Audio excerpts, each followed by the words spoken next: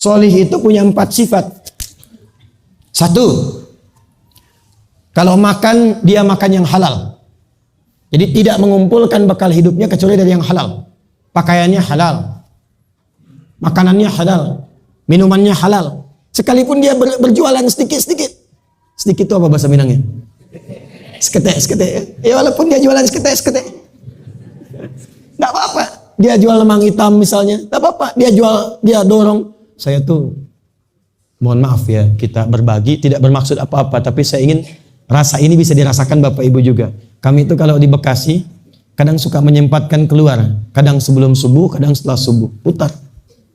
Itu saya suka malu sendiri itu. Yang jual nasi goreng Pak. Yang nyapu di pinggir jalan di kota-kota itu. Itu mereka keluar bahkan sebelum subuh. Ada yang pulang sebelum subuh. Bahkan ada yang masih sempat murojaah Quran. Saya bilang kami ini keluar jalan sudah bersih. Siapa yang bersih-bersih ini? Rupanya mereka keluar sebelum subuh. Ada yang sholat di pinggir trotoar. Ada yang buka-buka mushaf murojaah Quran. Saya katakan ya Allah, lebih berhak kalian mendapatkan rahmat Allah. Qanaah dengan pemberian yang sedikit. Tapi solehnya tinggi di hadapan Allah subhanahu wa ta'ala. Kita tuh kalau melihat yang seperti itu pulang-pulang, iman kita menguat kembali. Nangis kita melihat diri kita banyak salahnya. Orang melihat seperti orang besar, orang agung, orang hebat, diagung-agungkan. Ternyata kita masih kecil di hadapan Allah dengan hamba-hamba yang seperti itu. Saya datang ke desa. Desa itu cukup jauh. Anak saya dulu masih kecil. Sekarang pun kecil. Karena anak yang paling besar itu baru 9 tahun. Dulu masih 3 tahun, 4 tahun, adiknya 2 tahun. Karena tahu Rasulullah itu menggembala kambing, merawat kambing, dia pengen kambing. Saya dengar info ada di puncak gunung orang soleh perawat kambing. Kita pergi ke sana. Berangkat sampai sana jumpa, masuk saya, Masya Allah luar biasa itu. Baru datang sudah dihidangkan makanan, buah-buahan. Padahal Bapak Ibu penghasilannya berapa? Tidak pernah ada keluhan. Kami alhamdulillah sebulan dapat 100.000. Tidak pernah ada keluhan. Ya, ikan mau makan ada, mangga tinggal mengambil, semua dinikmati. Lalu saya tanya, mana kambingnya? Sana Gus katanya, di belakang. Saya melihat ke belakang, kambingnya bersih, bagus, cuma mulutnya ditutup, potongan dari botol minuman itu. Kan ada botol yang 1 literan itu ya. Ya, dia potong itu, ditutup mulut kambingnya. Orang Minang bilang kambiang ya. Ditutup tuh mulut kambingnya tuh. Ya, ditutup begini. Saya tanya, itu kenapa? Saya pede sekali tanya, itu kenapa ditutup? Sakit? Perhatikan jawabannya. Itu bukan sakit Gus. Itu kambing baru kami beli, lalu kami tutup mulutnya di tempat kami beli itu sampai ke sini supaya kambing itu tidak makan makanan yang bukan haknya di jalan. Saya diam begini. Berapa detik saya diam dan saya meneteskan air mata. Saya bilang saya tobat ya Allah, saya tobat. Saya mengajar ke sana kemari, orang ini mungkin tidak mengajar, tapi telah mempraktekkan dengan sempurna. Bukan hanya menutup lisannya dari keburukan, bahkan lisan kambing dan mulut kambingnya pun ditutup supaya tidak makan yang bukan haknya. Itulah saleh. Nah, sekarang kita itu langka mendapatkan yang begitu. Jangankan mulut kambing, mulutnya sendiri kemana-mana lebih daripada kambing. Kambing tak bikin hoax, ini manusia bikin hoax. Kambing tak berselisih, ini manusia berselisih. Kambing tidak mencela, ini manusia mencela.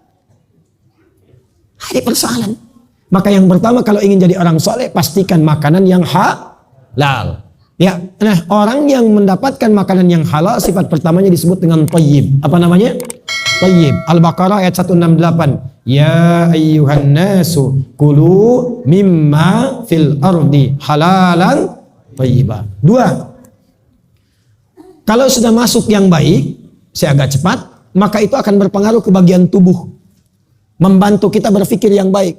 Kalau ingin jadi orang soleh, pikirannya harus baik terus. Husnudzan pada Allah. Jujur, itu khair. Sabar, itu baik. Tawadhu, itu baik. Gabungan sifat baik itu disebut dengan khair namanya. Jadi orang soleh itu, badannya sehat, makanannya halal, sifatnya baik. 3. Orang soleh itu selain sifatnya baik, sikapnya baik. Jujur itu sifat, tapi kalau disogok dia menolak, itu sikap. Maka yang ketiga disebut dengan ma'ruf namanya. Apa namanya? Yang keempat, dia meniatkan semua kebaikan itu karena Allah. Ya, tadi merawat anak karena Allah. masak makanan karena Allah. Nanti akan jadi berkah itu. Ya, saya cerita kemarin di Lembah Gumanti. Ada anak di Arab Saudi viral. Bu, ibu masak makanan. Ada tamu dari bapak. Bapak tamunya sudah datang. Ibu sudah masak dari malam. Ibu siapkan resep. Makanan sudah jadi, sudah baik. Tiba-tiba ibu mau hidangkan. Anak ibu datang. Bawa pasir dia. Dia bilang, bundo. Dia siram makanan pakai pasir. Saya tanya, kira-kira bagaimana respon ibu itu? Hah? Perhatikan.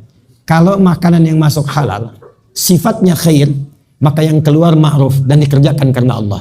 Ibu itu tahu, doa ibu itu kalau dilakukan karena Allah dalam mendidik anak, maka doanya menembus aras tanpa sekat, tanpa hijab. Maka kata ibu itu, dia katakan, ya bunayyana, kamu ini, idhab ilal haram takunu imaman fi, pergilah engkau ke Masjidil Haram saya jadi imam. Anaknya masih kecil, belum balik ke dia, baru 3-4 tahun kurang lebih usia. Ternyata sampai sekarang, anak itu tidak menjadi imam di Masjidil Haram, di Masjid Nabawi, tapi menjadi ketua dewan imam di 2 masjid suci itu. Beliau imam sekaligus ketua dewan imam. Dialah Syekh Abdurrahman As-Sudais. Dan anak kecil gitu. Jadi kalau dikumpulkan thayyib, khair, ma'ruf, ihsan, maka berubahlah dia menjadi saleh. Maka kalau ingin menjadi orang saleh, pulang dari sini pastikan semua yang kita kerjakan Allah ridai. Jangan makan yang haram, jangan mengonsumsi yang haram, tolak tawaran-tawaran yang haram, ya, di jabatan, di kedudukan, di harta, jangan terima sogokan. Jadi saleh. Setelah itu baik jadi istri, baik jadi suami, baik jadi orang tua, baik jadi anak. Niatkan karena Allah. Jaga itu sampai wafat istiqamah. Kalau wafat dalam keadaan mempertahankan tadi, maka masuk golongan ketiga, sholihin. Siapa namanya? Sholihin. Imam Nawawi bikin kitab supaya berkumpul dengan orang-orang itu. Maka beliau tulis kitab namanya Riyadus Shalihin. Riyadus Shalihin. Maka silahkan pilih jadi siddiqin, jadi syuhada, atau jadi sholihin. Ustaz, rasanya belum sampai saya ketiga golongan itu. Bagaimana caranya? Maka ayatnya ditutup, wa hasuna ulaika rafiqa. Carilah teman-teman yang punya 3 sifat itu. Dan lekati dia. Dekati dia. Di kampus cari ya yang mengingatkan kepada sholat. Ngajak baca Quran, ngajak puasa, berteman dengan orang itu. Nanti keluar dari situ mungkin dia satu punya jabatan, satu punya bisnis, selama berteman, bersahabat akrab. Itu kalau akrab dengan orang-orang solihin, sekalipun kita belum terbawa soleh sepenuhnya, tapi terbawa ke situ, itu akan dipersatukan oleh Allah. Ketika si soleh masuk ke surga, dia berkata, ya Allah kawanku, aku tak melihatnya. Kata Allah, diperkenankan, panggil temanmu itu, gandeng, ajak dia ke surga. Maka itulah yang dimaksud dengan rajulani tahabbani yatahabban fillah. Ada 2 orang dari 7 golongan yang bahkan dilindungi sejak yaumul hisab, yaitu 2 orang yang saling mencintai karena Allah. Dia berteman mencari orang soleh, dia berusaha menjadi soleh sampai wafatnya husnul khatimah.